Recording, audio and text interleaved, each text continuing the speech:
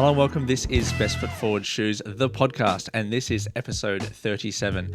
Today, we're going to do a little bit of cooking. We have Chef Doomy, Mr. Adham Abousalem, here with us today. Thank you so much to everybody who is watching us on YouTube for all the visuals. You can see Adham's beautiful face right there. If you're listening to us on podcasts, which is Apple Podcasts or Spotify, thank you so much. Please leave a rating. Please like the podcast, subscribe to it. Really does help push it to more people, and I'm really appreciating everyone commenting and saying how much they're liking the podcast. So I really do appreciate, first of all, people watching, listening, and also Adham for coming on. And today we're going to chat a little bit about a shoe that he's done a lot of content for, which is the Adidas Jellyfish, which he had a little bit of an early look. I believe they're releasing on August the 15th over there in America. TBA on when they release here in Australia or in the UK. But Adam's going to bring us a little bit up to speed about this model and the comfort, cushioning, everything. Adham, how are you doing today, mate? Thank you so much for joining us.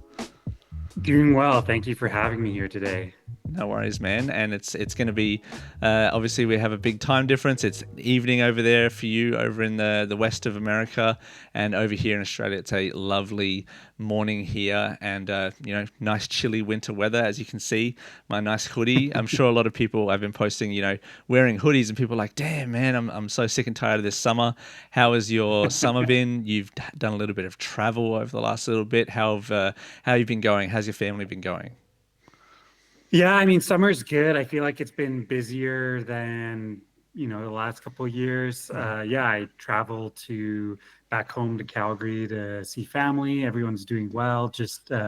We do that frequently just to catch up with family, stay close.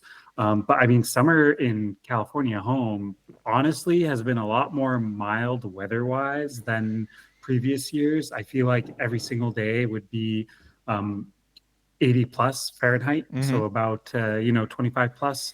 But this year it's kind of been closer to the 20s, which is to me my optimum summer weather. I don't like when it gets too hot. Yeah. Oh, me too. Yeah, 100%. That's actually the city that I'm in is actually pretty comparable to somewhere like San Diego. So that's very similar weather, a little bit more humid, but we kind of have that, it gets a little bit chilly in winter, but it doesn't get too cold, but also it doesn't get like as hot as, say, like some of the northern states for us here in Australia, or the southern states like Miami or whatever. So I really do, enjoy this nice, beautiful time of year. And man, it's been a crazy year in sneakers so far. And the one that we're going to chat a lot about today is the Adidas Jellyfish, which is a shoe that you grabbed. I'll let you get into it a little bit more, but you basically got a pair of these and did a little bit of unboxing and content. I'm going to throw up an image of it right now. I wanted to first of all ask about the packaging. Like, what was your overall thoughts on the packaging when you got this shoe in hand?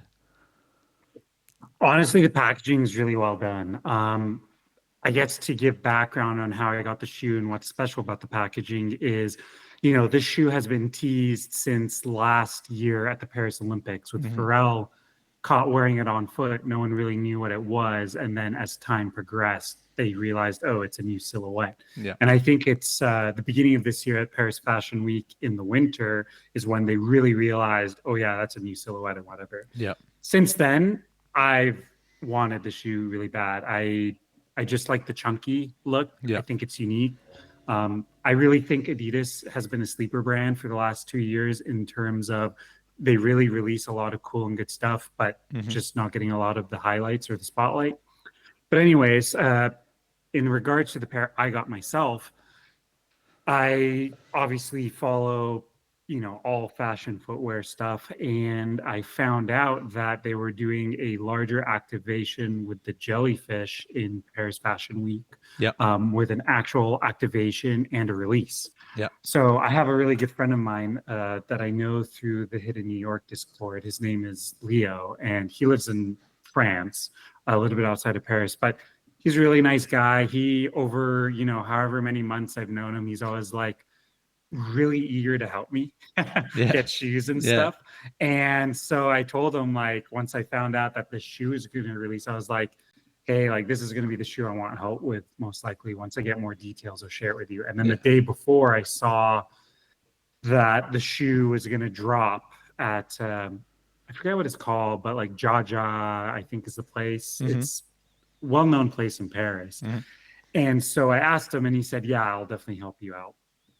So he ended up going about 2 hours before they would open, so he went there 7 a.m. Yeah, We're right. supposed to not open 9 a.m. He was seventh in line, and he waited those two and a half hours for me because they actually ended up opening late. So, and I believe it's because they wanted to create a moment with Pharrell showing up, because when it was 9:30, Pharrell showed up, and there's all photos. He was wearing a different colorway of the Yeah. Jellyfish, one with green accents instead of orange. Then they opened it up and everything, and so he was lucky he was able to get the shoe. Uh, Only 50 pairs released, and they did a special packaging to celebrate that release in Paris. So the special packaging was basically and you can't really get it from the scales of the photos. My video, you kind of see more of the scale of it, but Yeah. it was a really large box that kind of mimics a crate, and it has the big Jellyfish logo on it.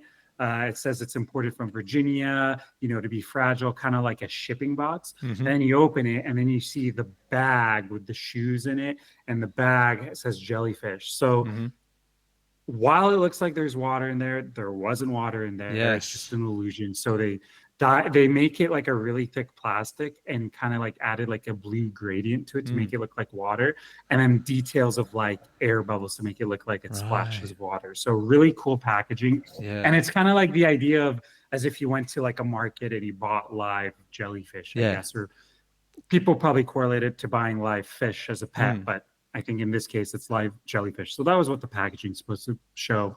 Really beautiful, really unique. With the retail release, the packaging is not going to be like that. Yeah. But huge shout out to Leo for being able to go, really help me out, and spend the time with me to ship it, knowing that how badly I wanted the shoe. Yeah. And really no disappointment in hand at all. Yeah, nice, man. I was actually very much wondering about that wet water look. I knew that the plastic was gradient, but it literally looked like there was water inside of the bag. And I think if from the photos it looks like that, and even in hand you're saying it looked a little bit like that, then well done on that packaging, because you're really a very immersive experience. I feel the box is huge, and it's I kind of wish that it was that retail release would have that, but I can understand why, because can you imagine someone shipping that and getting it damaged or whatever? The box would just be a little bit of a hindrance. So I imagine they'll probably come in like a much smaller, tighter, compact box, and it'll be interesting to see what that original kind of unboxing will be for just kind of regular unboxing. It looks really cool, and this colorway, sorry, you go ahead, but I just say this colorway is awesome as well. Yeah, I was going to say I'm really curious what the retail packaging looks like, because I feel like part of the selling point of the shoe was that special packaging. So I'm curious if there will be elements incorporated in the retail packaging. Yeah. And I do agree, this colorway in particular is a really good colorway, a good OG starter. Yeah. But I mean, I look at some of the other colorways coming, and I'm a big fan of the shoe. And obviously now that I've worn it and held it in hand, I can say it really lives up to the hype. The blue one looks really nice as well. The like royal blue, that looks really cool. I've seen, and the green one, of course, like you said, Pharrell was wearing the green accented one at the release. They all look really nice. My one thing is the price. I know that they're going to be roughly $300 US, I think was the price. Yeah, so the retail price confuses me because they sold them for 280 euros in Paris. And so my expectation is typically with Adidas, they do a 1-to-1 where the price in euros is what it is in US dollars. But I guess apparently it's going to be $300. Okay. I'm just going to do a high price, but it is. It's because it's Pharrell, right? So you're kind of paying for it. But at the same time, I kind of compare it to like a Yeezy 700 back when they used to sell it for 300 US. Yeah. That quick conversion, that's $450 Australian. That's a lot. That's a lot. So, for context, a premium made in USA sneaker for New Balance is like $330. So, or $350. So, man, I mean, and like the Joe Freshgoods one was $380. So getting up to that $450 mark in Australian dollars it's hefty. And I think that I don't think with the amount that I've copped this year or the amount that I'm looking to get in the future, in the short-term future, I don't think I'm going to be able to get these in the initial release, but I'm very glad to see that there are different colorways coming, because I would definitely like to try it and be a part of this, like just trying it out. I'm really excited to see that, because I do like the silhouette. I do like the kind of chunky aesthetic. I'll have to wear it with somewhat longer pants because, I mean, I have somewhat thin sort of, not thin legs, but I'm probably not as chunky as yourself. I'm not in a bad way. You're, very big, fit guy, and I'm sure you can pull these off with your very thick legs. But if I've seen some people wearing them with somewhat thinner legs and they looked like a little bit of like clown shoes. So I'm gonna have to try and find a way to maybe wear thicker socks, sort of pick and choose your moments when you're going to wear them with a certain aesthetic. And I don't think if I'm going to be on my feet all day, do you think that these would actually hold up? Like, are they too heavy or are they really light? Yeah, I mean, they are a chunky shoe. Mm-hmm. I feel that it's kind of similar. I mean, I'm sorry to keep drawing the comparison, but like Yeezy 700s look chunky, but they felt really slim on foot. And I got the same feeling with these that, yeah, they're chunky, but I put it on foot. They feel in hand a little bit heavier than your average runner, but put it on foot, walk around, you don't really notice it, Yeah, yeah. which is nice. And they are comfortable, like very Right. comfortable. I think the toe box, being generous with space, Mm-hmm. is a factor Yeah. of that. And just it has adiprene cushioning, Mm-hmm. and that's a really nice tech. Like it keeps your foot Yeah. very comfortable for the full Yeah. day. So I mean, yeah, I mean, obviously there's a price given that it's Pharrell, but you are getting I guess, the unique look and the comfort out of it Mm-hmm. that kind of makes the price more justified. Mm-hmm.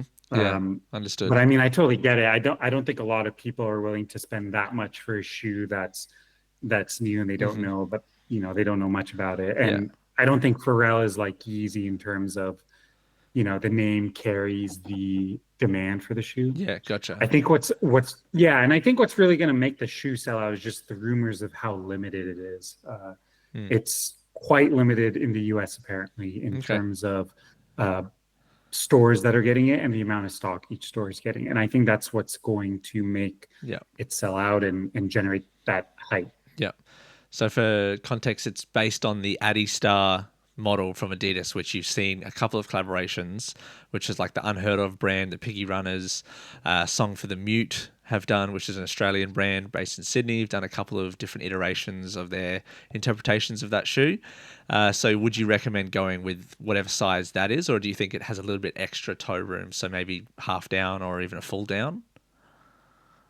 Yeah, I mean, my recommendation is I think most people will be happy with true to size, Mm-hmm. but it is a slightly roomier fit.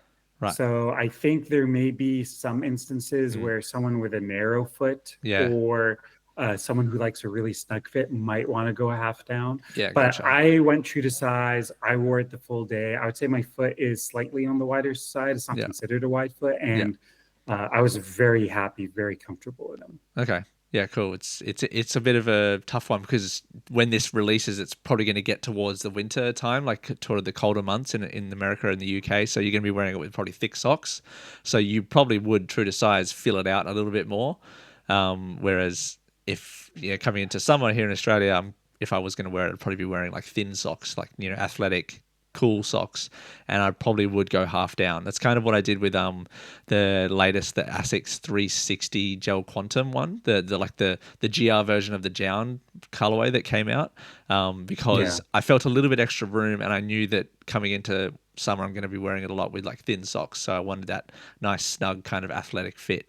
So it's all very good context, and hopefully people can kind of use this as a bit more of a guide to whether or not they're going to pick this shoe up, regardless of price, but, and looks and everything. I think it's going to be kind of a collector's piece.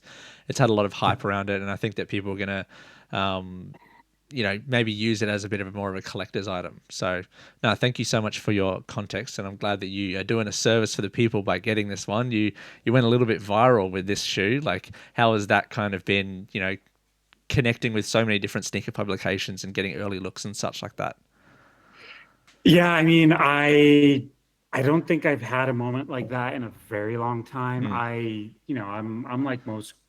I'm like most up and coming creators, I would say. Like I don't typically get early pairs.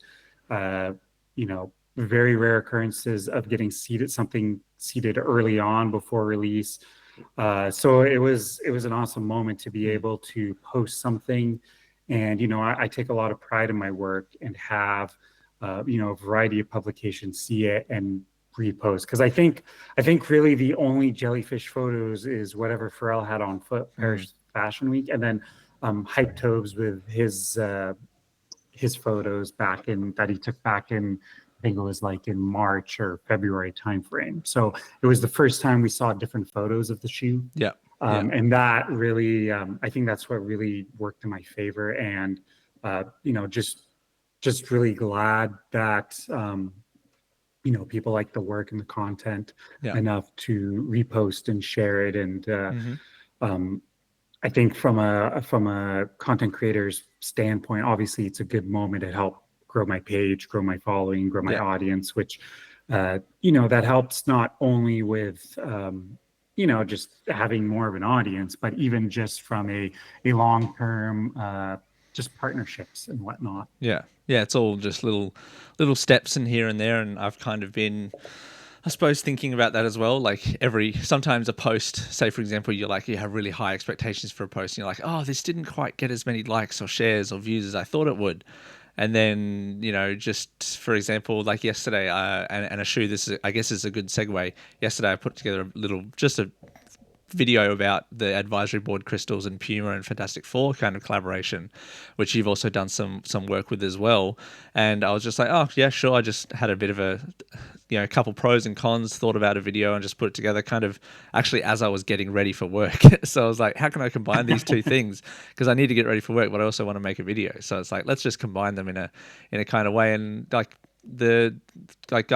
people liked it and shared it, and it's like, hit a very big number, which I definitely didn't expect. And I was like, man, I've done so many better videos than this and they didn't get anywhere. So sometimes it's hard to know what is going to happen with the video and photos. Like, I'm sure you certainly had expectations about the Adidas Jellyfish content, but probably didn't anticipate it getting this big of a reaction from people, which is pretty cool. So yeah. I mean, I'm always of the type of opinion where when it comes to content and like thinking about what will do well, what will not do well, I kind of just try to push that away, because I really focus on, I make something, I want to share it because I want to share it. Yeah. And, if it goes big, if it doesn't go big, it is what it is. But, of course, to see it happen, and, a lot of people take the photos and really enjoy it. And even when I posted the video that talks about them, and I didn't do that great on Instagram. Like, yeah, I broke like 10K views and it kind of stopped at that. But on Twitter, when I posted it, getting a lot of feedback, a lot of people appreciating how I do videos and how I share that's what's really valuable for me. And being able to take that and know that, okay, this is what people like, and use that to improve my video content. I really appreciate that a lot. Yeah, nice, man. And you also did a video about the shoe that I just mentioned, which was the advisory board crystals collab with Fantastic Four, which is Marvel, obviously, and Puma. So this is one that I kind of, as I said, did a little video about, and people were very interested. And basically the concept, stop me if I get any of this wrong, it's like 4 different sleeves, which you can see in this image right here. And you get 7 different boxes which have 7 different colorways of the same silhouette. So it's 4, 7, 7. So you can see the boxes right there, which these are photos from AD Sneaks and Andrew Dutton. Go check him out as well. Always wanted to give a bit of credit there. He's done some great photos on these ones. And as you can see in this next photo as well, they've got different comic book style thought, boom, whoosh, all those sort of, classic comic book things. And basically the shoe is yet to be revealed. And this is also, a nice tie-in to the movie coming out, the new Fantastic Four movie coming out, So it's kind of a triple collaboration that has a purpose in a current culture setting. So I think it's kind of cool. It's a little bit scary, a double blind unboxing that they're calling it. It's a little bit scary. So did I get any of that wrong, or is that kind of how you're seeing this as well? Yeah, so that's how I'm seeing it. I know the rumor is the Puma Majesty is the silhouette, but I don't know if we know for certain or not. Yeah. But yeah, it's exactly correct. It's a double blind box. So when you get the box, it's in like a, similar to like trading cards or comic books back in the day, where if it's something random, it's in like a silver bag. You open the bag, the first thing you see the sleeve, one of 4 sleeves at random. And then there's seals on the sleeves. You crack that open, one of 7 characters. Excuse me. Each of the characters have different rarities. Apparently, Galactus is going to be the rarest. Yeah. And yeah, it's just the really unique thing about it, which is ambitious, is no one knows what the shoes look like for each Mm, character. So yeah. it's like it's like a big gamble that you enter for the shoe. You don't know what shoe you're gonna get. Yeah. You don't know what character you're gonna get, and you don't even know what the shoe looks like. Yeah, exactly. People are drawing comparisons to like Kith and Marvel doing their thing with the X-Men, which you had, again, different rarities of shoes. You had like two Wolverine shoes, which one had more rarity and the other one had less, and they had different. It was on the Gel Light 3, so people felt a certain way about that shoe. I have a pair of those, and they definitely run very narrow, so that kind of excluded some people who had like wide feet. So hopefully they've picked a model which is good for lots of different people's feet. They put out a sizing guide as well, which was very helpful, I think, very needed. And of course, it's going to be very different, I think. You can see the 7 characters. You've got Doom, you've got Silver Surfer, which I think if I was to pick one, if I had to pick one, I'd love the Silver Surfer one. That would be my choice. I loved that character. Growing up, seeing that original movie from Fantastic Four, I love that Silver Surfer one. That was pretty cool. If there was one that you could pick, just based on kind of the aesthetic, which one would you want to have? Yeah, I mean, I ended up getting 3 pairs, or I guess 3 boxes, I should Yeah, say. yeah, No pairs, yeah. but the two I really was interested in was Human Torch Mm-hmm. and Silver Surfer as well. Yeah, Uh, just just by looking at the box and yeah, kind of just letting my imagination run with how the shoe would look like. yeah. Got lucky with Human Torch. Mm. Didn't get lucky with Silver Surfer. I think the other two I got were the Thing and Invisible Woman, which Yeah. are probably going to be great pairs. Advisory Board Crystals actually dropped a teaser of the Thing shoe, and I thought it looked pretty cool. So it did get me excited. Yeah. But yeah, I would think yeah, Silver Surfer is really nice. Yeah. But I do want to ask you something since you touched on it. You mentioned how parallels were being drawn to the Kith Marvel Mm. collection. What do you think? Like, what's your take on that in terms of people saying like, oh, it's like a direct rip or a direct copy? Mm.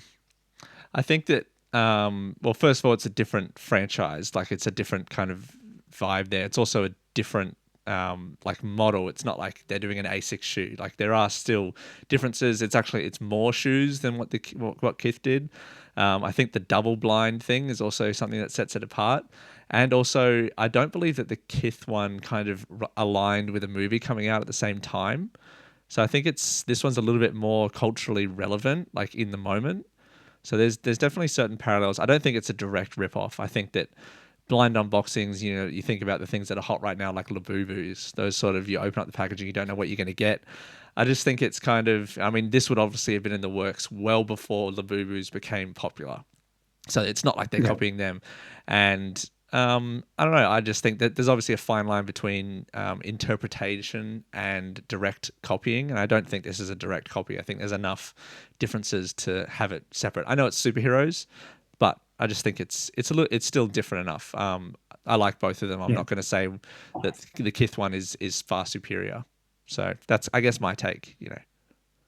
Yeah, I think my take is along the same lines of yours, which is, I mean, they're both superheroes, right? It's a Marvel Mm. collab. So what is it going to be about if it's not superheroes or supervillains, right? Yeah, yeah, Uh, but to me, a blind box concept is not anything new. It's been done multiple times in sneakers. Kith is mm. not the first one. Yeah, yeah, yeah. We've seen it with the Huff Dunks. We've seen it with Jordans. We've seen it across different Hmm. things like you mentioned, like boo-boos and collectibles, Yeah, right? yeah. So I don't think it's a rip Hmm. because just because they both use blind box doesn't mean one copied the other, right? Yeah. And it's like you said, they're different enough where ABC is culturally relevant because it's aligning with the movie release, and also just the way that it's basically the way I say it is it's two different approaches to how can we make a blind box sneaker release. Yeah.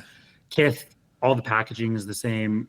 You have to open the Yeah. silver bag to see what shoe you get, but Yeah, you yeah, saw the shoes up front. You knew the rarities up front. So it's Mhm. really, that was your element of surprise. Whereas with ABC, it's like no one knows what the shoes look like. Mhm. You have no idea what sleeve you're getting. You have no idea what box you're getting. Like it's just a totally different take on it, in my opinion. And both are great. And you know how much I like Kith, and I really like him. Yep, And yep. I'm not like, that's just how I see it. Like Yeah. I'm not trying to hate on them Yeah. unnecessarily, and and like I said, it's because I really like Kith. So the expectation is I would be biased towards Mm. anything good, but in this case, I just don't see it.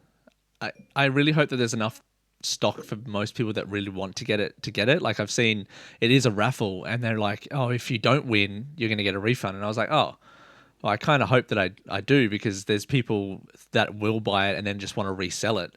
And then there's people like myself who actually would make content around it. Like I do like a live unboxing, because that's the whole idea of it, is the surprise of what you're going to get. So you'd make content out of it. And I hope that, yeah, I just hope that I get it. Like, first of all, Yeah, yeah. I because hope so too. yeah, I hope, and I think that, I'm excited to see the different kind of live unboxings that people do, like content creators. I think that their raffle finishes in 2 days, I think on the 27th. So it's kind of, it's going to be interesting, and I'm excited to see if I get it, and if I do, then I'm going to make some content. So yeah, it'll be a fun little thing, and we'll see what the shoes look like. I think that's the most exciting part, if we're looking at the Yeah, for boxes, sure. that's kind of, I hope that's a guide, because from the boxes, the one I would probably least want to get would be the Invisible Woman.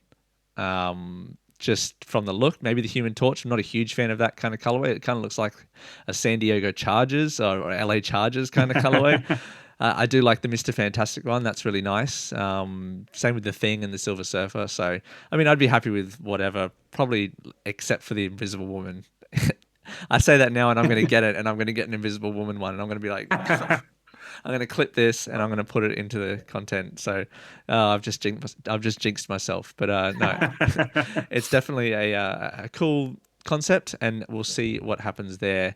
There's another sneaker which we will have a little chat about. I know you're also a big fan of Jjjjound. Not only you're a big fan of Kith and other brands like Hidden, you're also a big fan of Jjjjound. Myself, I'm kind of on the fence. I like some things they do. I don't like some things they do. But this XT6, which is coming out from, I believe, I don't know the exact date of the XT6, but I'm a huge fan of Salomon. Sorry, Salomon is the brand. XT6 is the model. I'm very excited about that one, and it's kind of, if I can bring it up really quick, they've done a couple of things with Salomon, but this one, which is the, there it is, bang, right there. Yeah, beautiful. It's the kind of blue, yellow, red, and black, as well as a black and red colorway. And I think it's August 15th or August 22nd, I believe, was the day that has been rumored to release. And they've also previously done ones on the XT Wings, which I really like that one as well. Very nice, clean, white, cream, and blue colorway. But this kind of up-close look, people say that Jjjjound basically just does GR colorways, which I do agree with. But Salomon has so many colorful GR colorways that I don't think that's an insult. I think that Salomon does so many cool, exciting colorways that having it being called a GR is like, oh, okay, that makes sense. And I think it's just Jjjjound making a colorway of a really nice sneaker, and I'm all about that. What's your kind of initial take on what Jjjjound's done on this XT6? I mean, I am a big fan of Jjjjound, Yeah. and my expectation of Jjjjound is always they're not going to do something. They're not going to recreate the wheel. It's always been a minimalist take on clothing and accessories, and they make that translate into their footwear as well. Mm-hmm. I think these XT6s are really cool. Really rare to see Jjjjound put color like the blue and yellow on a shoe. Not common at all. And I think they did the right kind of touches from a logo perspective, putting it on the side of the shoe and also on the tongue, replacing the standard, racing product. Well, I guess racing product is on there, but the standard Salomon text on there on an XT6. Only downside is they're not Gore-Tex. Yeah, that's which true. Kind of sucks for an XT6. Usually the XT6 you like in a Gore-Tex, but it's not entirely a deal breaker, right? Because I think their focus was to make something that's more fashionable versus its function. Yeah, that's it's something just tweaked in my head there. You've got the black, yellow, red, and blue, which is the typical kind of Salomon product, which I will grab on here. Like this is I'll go back to my camera. This is my real beat up XT6. And you see that colorway. And then you look at the colorway that's on the first pair, It's the exact same colors. So they've kind of Oh yeah, taken that's a good point. they've taken what is usually on the GR pairs and put that onto the outer, I guess in an homage to, the standard kind of pieces of a Salomon and put it onto the outer. So I kind of like that. I really only just thought about that, but that's pretty cool. And they've put That's the cool. the red logo on the outside of the black pair. XT6s in black are just awesome. They have such a nice vibe, and yeah, Salomon were one of my first sneakers that I usually actually wore and kind of got me into sneakers. So I'll definitely be wanting to grab these ones. Speaking of Jound, we kind of wanted to chat a little bit about some of the things they've been doing. I just wanted to get your take a little bit on these ones, the Puma Mostro, which I've had a couple pairs of these, and these were really, really nice. They just came at a bad time where I was already picking up the shattered backboard and the Levi's 95s, so couldn't grab these ones. And also, I know that it doesn't fit my foot very well. I don't know if you've had any of the Mostros, but this kind of goes along with what I'm saying about Puma and the Fantastic Four thing. They're really pushing a lot of boundaries, and I feel like this Puma is super hot actually in Australia right now. What's your kind of overall take on Jound and what they did with this Puma Mostro? I like what Jound did with it. I think it's cool with the suede detailing and Yeah, whatnot, but unfortunately, it's not like a super popular model, at least not in the US. yeah, Uh, I think Pumas in general, like it's starting to gain traction, but hmm it's really the focus is on like the Speed Cat and yeah, like the Puma Suede. Those are probably the two most popular. The Mostro, not as much, but I thought mm, these were really cool. Also, a set of pairs where I didn't see myself wearing too much or really yeah, going with my style, so I didn't pick them up. yeah, But I've seen on foots and stuff, and I think they look good. And I think mm, again, this really touches on Jound's design language, where there's subtle changes, mm. and in this case, the subtle changes really make the shoe stand out. Yeah, yeah. I got the Aries pair, which had a really cool like they reinterpreted the logo to be like this folded over style in the kind of Puma logo on the side. It was really awesome, really great texture. It just didn't fit my foot very well, and it didn't have a great amount of comfort, and I'm kind of needing to always be on my feet for work and such. So it just didn't quite fit my style. But if you're someone who kind of just wants to wear a shoe for being stylish, the Mostro is really popular, especially the Velcro lace over ones. Like they're in Yeah. stores all over Australia, and yeah, as you said before, the Speed Cat super popular. The Palermo, not so much. That kind of fell away a little bit. I saw, yeah, I kind of wish they would. I love that Palermo model. The Kid Super one, which I have, is one of my favorite pairs of Pumas that I have, as well as the Puma King, which I just did a review on, which was a very, very nice pair. And you can actually pick all of those up on sale, which is kind of wild to me. I love. People need to check out Kid Super more. Does awesome stuff. And if people don't know them, go check Kid Super out. But they also did a pair which was a lot more hyped, which was the pairs with Asics reinterpreting the Jellyfish 14 in what a lot of people said was a GR colorway. They did this colorway as well as as you can see it there, like a yellow and black colorway. Um, I know you picked up. Did you pick up the blue pair? And which one did you prefer out of the two? I picked up both. Both, yeah, I had early access, so it was easy, and I wanted both. yeah, The only pair I actually wore so far is the navy pair, but I think in photos the baby blue looked really good, and that's hmm what everyone was going for, and that happened to be the wider released one, yeah, whereas the navy pair was an A6 Jound exclusive. And my thought is that when I got them in hand. Uh, in photos, the navy pair didn't look that good, but in hand, the navy pair is just beautiful, hmm absolutely beautiful. yeah, Uh, and I like it. It's really subtle and it goes with a lot of things. And even the yellow hits, like they're not obvious, obviously, because they're on the yeah, outsole. So you can really style that pair with a lot of different yeah.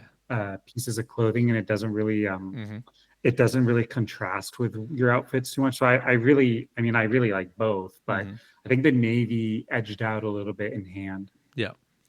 Yeah, I think it's kind of almost a blank slate for people to be able to style, and it's one of those like if you know kind of shoes. Like if you saw someone walking around with that, you'd be like, oh yeah, yep, they know what's up. Like they're kind of in with it, and it kind of is similar to that first pair that they did with on this same model, the Kyoto 14, that yellow pair, where it doesn't have a lot of color on the outside. It's very basic, very silver, but yeah, good stuff for getting them. I didn't pick these ones up. I was kind of busy picking up the Vandy, the pink pair, the Gel Nimbus Yeah. 10.1. So I was kind of all about that one. I wanted a little bit more color. That's kind of my vibe, wanting a little bit more and extra coloring on that. So no, I do appreciate that you love Jound, and I'm not going to hate on anyone for liking Jound. You know, people can have their opinions, but I'm not going to hate on anyone for picking any of those pairs up. That's really cool.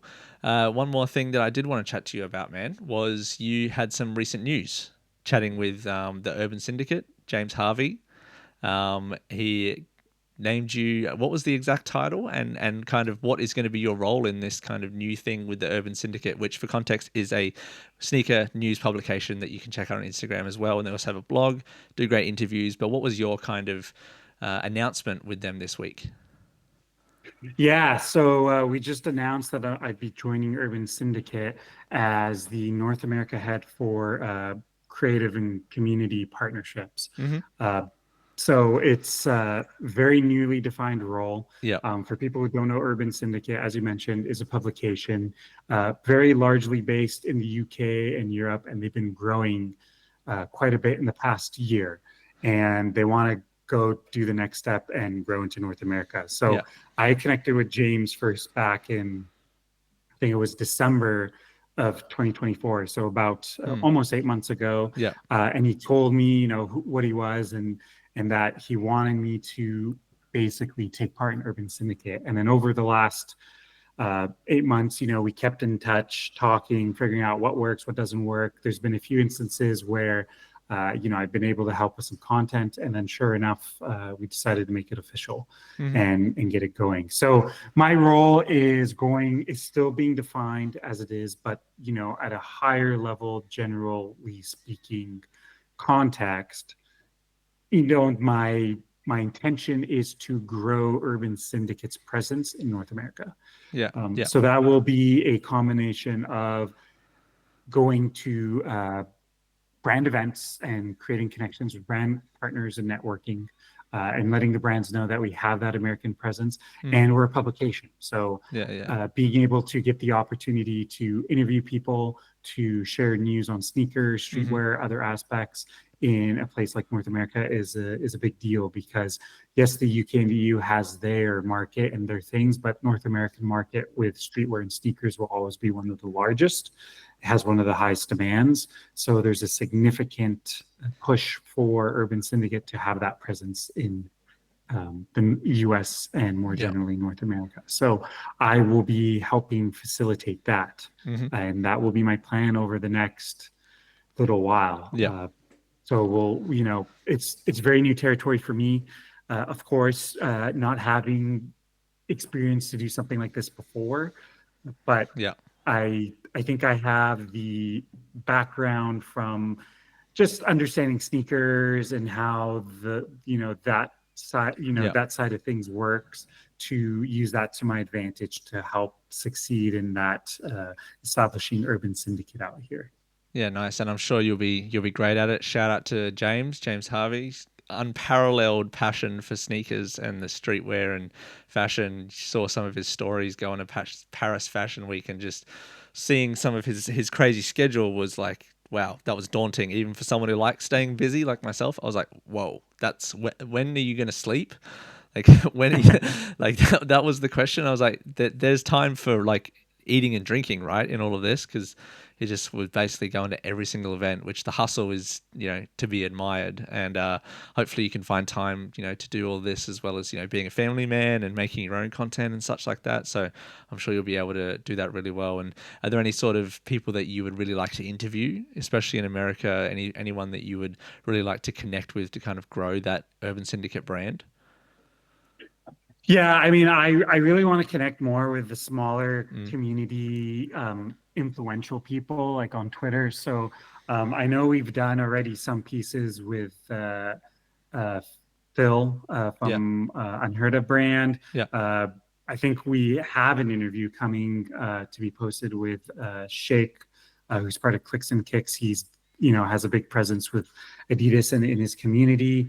But I think for me personally, I mean, for one, I'm a huge Kith guy. So Yeah. being able to have the opportunity to see the HQ, talk to Ronnie Feig, and kind of learn about him, I think would be a really cool uh, thing to do. So Yeah. I think I don't know how we're going to get there, but Hmm. working towards that and being established enough to have that opportunity would be great. Yeah. I think I'm trying to think if there's, and honestly, like even being able to talk to like brands like other boutiques, like I'm a big fan of Notre. It'd be cool to talk with them. I'm a big fan of, um, you know, what? Sorry, I lost my train of thought. Well, I'm a big fan of Notre. I am a big fan of uh, Kith, of course, we touched on. And then, I Hmm. mean, I think something cool that I feel like isn't done regularly is even talking to Justin Saunders of Yeah. Jound, because Yeah. I feel like he's kind of very low key. So being Mm. able to have the opportunity to talk with him and learn more about him and his brand and as it stands currently, I think that'd be really cool. Yeah, nice. I think that Kith would probably be like a high level, very high profile brand to try and talk to. You've obviously seen Ronnie Feig do lots of interviews and chatting, and he does work with almost every brand. It feels like he did a thing with Giorgio Armani like recently, which was wild. Like, it's crazy to see the reach that they're having, and boats. What were they doing? Like the cigarette boats, I think they're called. When Yeah, the they did cigarette racing boats. that Yeah. was crazy. Like the growth is phenomenal, and in this social media age, everything is documented. So you can see photos of the very first Kith store. You can see Ronnie Feig when he first started, and like the growth is crazy. And there's a lot of people obviously who want to see people succeed and want to see other people do well. Something that we also, I guess, wanted to chat about a little bit as we kind of wrap up was the sneaker content creation. Like you said, you had some thoughts kind of around people, I suppose, on your level. I'm not going to put myself at your level. I'm definitely not like as influential as you are. Like, but what was your kind of, I guess, thoughts that you wanted to share a little bit about the scene kind of overall at the moment? Yeah, I wouldn't say it's necessarily just people at my level, Yeah, but yeah. I think all content creators, I think we are in an interesting time in the space where I feel like there's a lot of talking and disagreement and sort of like I guess a bit of like angst, I guess. Mm, And like everyone is just at arms sort of thing in a way. There's conversations like seating that have come up so frequently over the last few months and it keeps coming up. yeah. Not sure why, things like that. There's also been conversations recently about content creation and people mimicking other people copying one another, that sort of thing. Mm, And I guess my thought is that I think people really need to focus more on the work and yeah. what they're doing and what they like. Um, and kind of not like talk about that stuff and kind of touching about the copying, the imitation. I think it is a bit of a delusional viewpoint to say that if I put something out Mm, content wise and someone's not going to be inspired to do something, mm-hmm. that's kind of just I think that's just unrealistic. Sure. I guess there's a fine line though, right? Because Mm, and what I'm thinking of specifically is that I guess that fine line is a bit arbitrary. I mm, think it's what everyone's perspective of the line is. But I guess what I'm trying to say is, a content creator being upset with someone that is you incorporating some elements of what they've done in their content. I I don't think it's necessarily the worst thing that could happen. It's happened to mm, me. I'm sure I've done it to someone else. I'm sure yeah. someone thinks the same about me. I'm sure I think about that with someone, but like, I mean, it's kind of just the nature of the game. Yeah, yeah. And I think people just really focus Mm, on that too much and should just mm, focus on the work. And it's kind of unfortunate because I feel like a lot of that has created disagreements or like unnecessary hatred towards one another in terms of who they are as content creators and whatnot. And I don't think it's cool. Um, yeah. Yeah. I've experienced it recently too, kind of hush hush, but it's hush hush meaning no one's explicitly stated anything, but Mm, just by talking with other people and seeing how people act and stuff, it's kind of unfortunate. Yeah. Do you think that it's a little bit of like an echo chamber?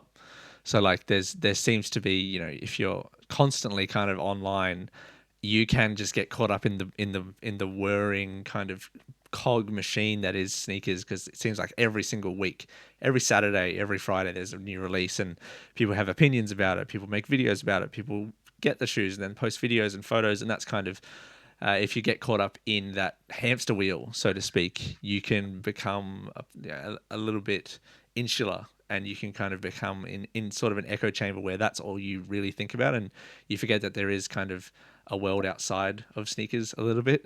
Like people need to Yeah. get outside, touch grass kind of thing. I mean, I think it is a bit of an echo chamber, but I also think what's really driving the Mm, problems is that everyone feels like they have to have like factions, so to speak, mm, where like a group of people like one another and they have a set of opinions. And the moment someone doesn't have an opinion that agrees with the rest of the group, they're immediately part of some other group of people yeah, that yeah. share an opinion and whatnot. And it's very apparent Mm, that that exists. I don't think you see it on Instagram as much. I think where it's really apparent is Twitter, and that's just mm. because the nature of that platform, everyone can converse with one another. Yeah, yeah, yeah. But yeah, I don't know. I think I think people at the end of the day need to realize that any content creator just wants to share their stuff.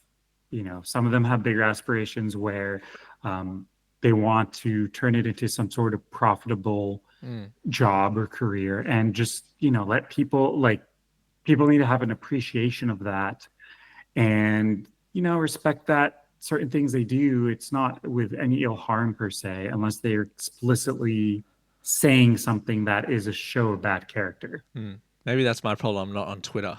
Well, I'm not active on Twitter, so I don't see much of that stuff. Honestly, that might not be a problem. That might be a good thing. Yeah, I um yeah, I like Twitter because I feel like a lot of my growth, a lot of my uh, attention from prominent people in community came from there, because I've always been lucky, even when I wasn't a big page, as big of a page as I am now. I was always lucky that I could post or say something and it would always get enough attention. mm, And I didn't post frequently at the time. But yeah, once I started to take it more serious again and post more frequently and just share the things I like, it became a platform that really helped me grow. So I appreciate it a mm, lot. yeah, yeah, Uh, but I also, I guess, approach Twitter differently than what some other people would approach it. yeah. Fair enough. Fair enough. It's something that it's same like with also like TikTok. A lot of the thing, like a lot of times, I feel like my content, whether it be photos or like talking reviews, are not suited for TikTok. Like I don't really Yeah. enjoy making just like vibey 10-second, 15-second videos, which it seems like TikTok is the place for that. I don't Yeah. really enjoy that. I kind of just, it's almost like, what's the word? That's kind of like brain rot content in a way. Like, great if you've found a way to capitalize on that and you've made a living or like a creative pathway in that sort of content. But for me, I enjoy making palatable short videos and also long videos and podcasts, obviously. So, Yeah. that sort of thing is kind of something that I'm a bit more into. So I don't think I'll ever really be that big on TikTok or try to be. But yeah, a lot of people have said, well, why aren't you on TikTok? And I'm like, I just don't want to. Like, they're like, oh, but it's going to help you grow. And I'm like, yeah, but, I'm happy at this point, just on like Instagram, YouTube, stuff like that. Like, that's fine, you know? Yeah, it's funny you have that, because for me, what a lot of people are saying were like, hey, you should go on YouTube. Yeah, yeah, Like, yeah. hey, you Yeah. should post your videos on YouTube. They'll do well. People like Mm, shorts, that sort of thing. So I only just yeah. recently got my YouTube going, and Hmm. I'm just posting like, I don't think I'll ever be able to do long form video. It's just not me. Yeah, Like yeah, yeah. I can't envision myself sitting in front of a camera for 20 minutes to talk. Hmm.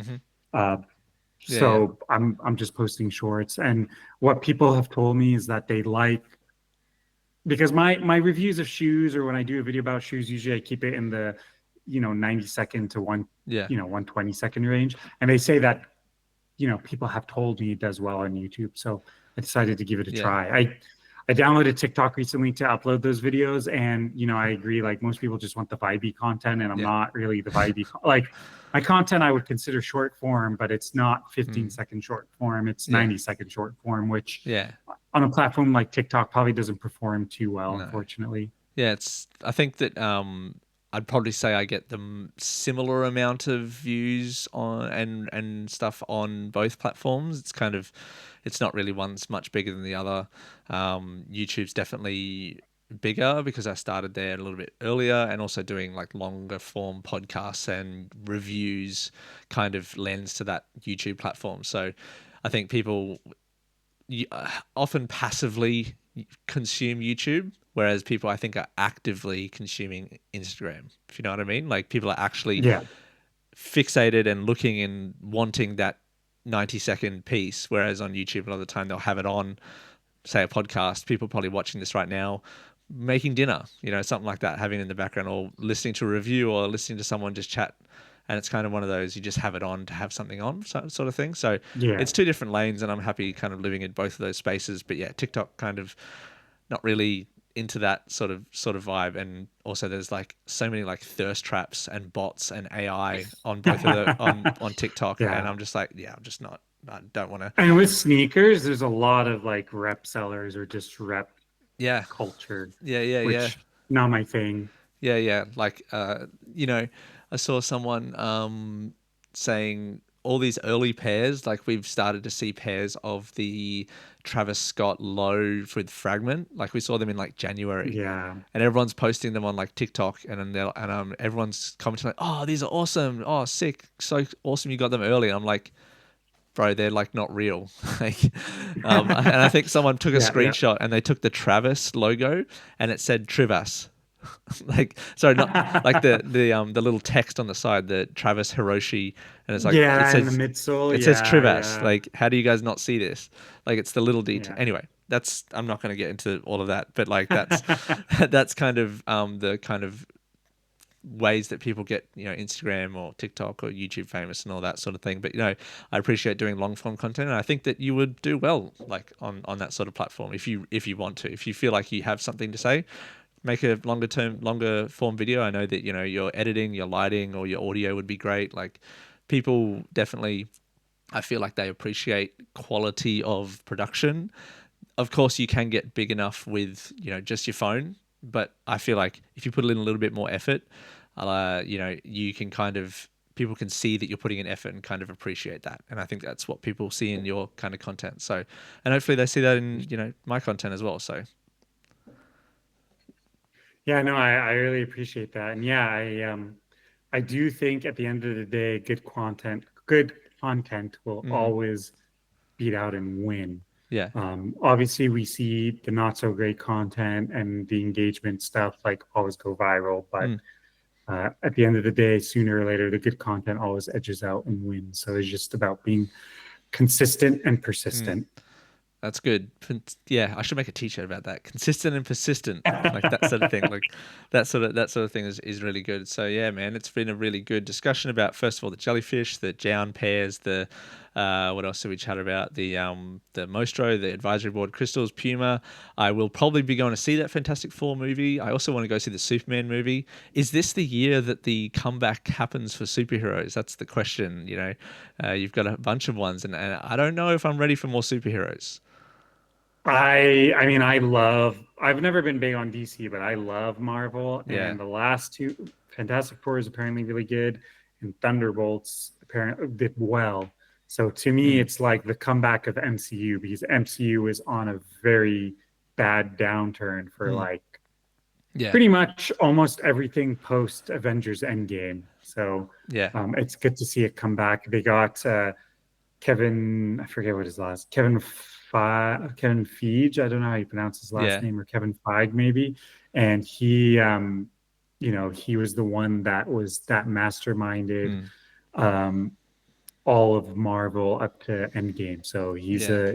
a big piece. So Yeah. I think the comebacks, and then James Gunn for DC, Yeah. DCU is very Yeah. critical to their success too. So Yeah. I think it is the comeback. Okay. Well, I mean, I was in that age and that bracket of the peak of when superheroes came. Like I remember going to the cinema and watching Iron Man 1, like the first kind of, I know there was, other superheroes like the Hulk and the Fantastic Four were kind of before Iron Man, but I kind of see that as the jumping off point for the Avengers. Like, that was kind of the whole Avengers arc all the way up to Endgame was like, your 10-year run. And I was from, 12 years old, 11 years old to 21, I was like peak, audience. And that was my time. And then since that, 10 years down the line, I'm kind of like, don't really love it as much. Same with like Star Wars. So maybe I'll get back into it. Maybe, also having kids might help, so that they might want to go and watch some new superhero movies. That's the thing. A new generation has come along and they won't even remember Iron Man. Like that was 15, 16 years ago. Like people don't believe it. People don't remember that. Yeah. And that's kind of, the cog of those big, massive universes they have to keep making. And hopefully that this Fantastic Four is good. I would like to see it do well, but I still think that the old one is really, really still really good. That still holds up. Like Owen Grafton. It does. Jessica Alba. If we're talking about that one, that one holds up. But if we're talking about the one with Michael B. Jordan, no. One deserves to suffer. I forgot that existed. I literally forgot. I forgot that existed. That never happened. The Miles Teller never happened. So never. Yeah, that should have never happened. The first one and then the Silver Surfer one are two of the best Marvel films, and they still hold up. I think Jessica Alba, Chris Evans, like the scene that I remember most is Chris Evans turning into the Torch, when he's flying through the air surfboarding and suddenly takes that jump and he goes and he's like, "You want to jump in?" that was one of the best scenes of like that was a great scene. Of that early Marvel time. I love that. So Fantastic Four, hopefully it'll be good. And yeah, Superman, another Superman. We'll see how that goes. Aren't we due for another Spider-Man soon? Like we need another one. They start filming August 1st. Yeah. And I think the release date is in 2026. And then they also announced the Spider-Verse one, which was the animated one. But I think that one comes out in like 2027 or something like that. Is it still? So that one's quite a while away. But it's not. So it's not Tom Holland anymore. Is it, or is he still? So the new Spider. So there's two Spider-Man movies, right? So the new one that's filming August 1st, that's Tom Holland. Yeah. Okay. So that's the fourth Spider-Man movie with this Marvel Cinematic Universe era. Yeah. And then this the Spider-Verse. Is it called Spider-Verse? Yeah, the animated Spider-Man one. Yeah. Yeah, Into the Spider-Verse. Or I think that was like what the name of the first one was. But anyways, that one, the third movie comes out in 2027, which is supposed to be, I believe, the final. I think it's always supposed to be a trilogy. So that's supposed to be like the final one. Yeah. Well, I know with like the last Spider-Man one, they kind of brought all the Spider-Man actors together, like Tobey Maguire, Andrew Garfield, Tom Holland, all together. And I was like, surely it's time for another actor to play Spider-Man. We've gone 2 years without a Spider-Man movie, so surely with everyone's short TikTok attention spans, we need another Spider-Man. For me, Andrew Garfield's always going to be my Spider-Man. He was the best, but I digress. People would say Tobey Maguire. It's kind of different generations have different things. So some people don't even remember. Sure. As I said, some people don't even remember that Tobey Maguire was Spider-Man. So they probably don't even know who he is. So it moves so fast in Hollywood. But man, I think we've digressed pretty far from sneakers, but I think we've had a really good discussion today. Thank you so much for joining me, mate. I really do appreciate it. Thank you so much for your time. Thank you for making the effort to come onto the podcast. I really do appreciate it. And if anyone wants to follow Adham on Instagram, Chef Doomy is his name, but you can see the links just down below as well. You can also, I'll link the Urban Syndicate. Most of the people we've talked about today, I'll link all of their social medias down below so you can go and follow them. Thank you so much to everybody for watching, whether you're listening or whether you're watching. Please leave us a rating, subscribe, like the video. It helps us grow and bring it to more people who want to listen to it. So any last words kind of before we head off for today, Adham? Yeah, thanks for having me, and looking forward to what the rest of the year brings for all things sneakers. Yep, well said, mate. That is going to be a crazy end to the year, and we will be here covering it all. Thank you so much to everybody for watching. Have a good day. See you later.